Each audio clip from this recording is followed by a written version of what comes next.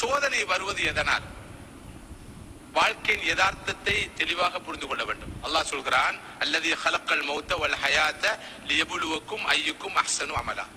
உங்களில் யார் நல்ல காரியம் சிறந்த அமல் செய்கிறார் என்பதை சோதித்து பார்ப்பதற்காகவே அல்லாஹ் ஹயாத்தையும் மௌத்தையும் வாழ்க்கையும் மரணத்தையும் படைத்திருக்கிறான்.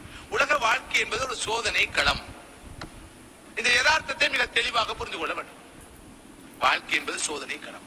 அல்லாஹ் மற்றொரு இடத்துல சொல்றான், நாங்கள் உங்களை நன்மையை கொண்டும் சோதிப்போம், தீமையை கொண்டும் சோதிப்போம். இங்கு ரொம்ப சுவாரஸ்யமான விஷயம் என்னவென்றால், பலர் சோதனை என்றால் என்ன நினைக்கிறார்கள்? தொழில் இல்லையா சோதனை, வருமானம் குறைந்து விட்டதா சோதனை, குடும்பத்திலே யாராவது வஃபாத்தாகி விட்டார்களா சோதனை, வறுமை வந்து விடுகிறதா சோதனை. அது மாத்திரமல்ல சோதனை, வருமானம் ஒரு சோதனை, காசு பணம் ஒரு சோதனை, பணம் பட்டம் ஒரு சோதனை, அறிவு ஞானம் ஒரு சோதனை, வாழ்க்கையே சோதனை தான்.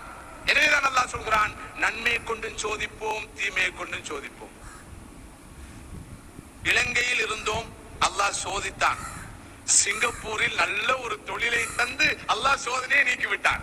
இல்லை, இலங்கையில் இருக்கிற போது அல்லாஹ் பொருளாதார நெருக்கடியை வைத்து சோதித்தான். சிங்கப்பூருக்கு என்னை வரவழைத்து அல்லாஹ் காசு பணத்தை தந்து சோதிக்கிறான். வறுமையால் சோதிப்பதை விட, பசி பட்டணியால் சோதிப்பதை விட அல்லாஹ் காசை, பொருளை, பதவியை, பட்டத்தை தந்து சோதிப்பதுதான் பயங்கரமான சோதனை.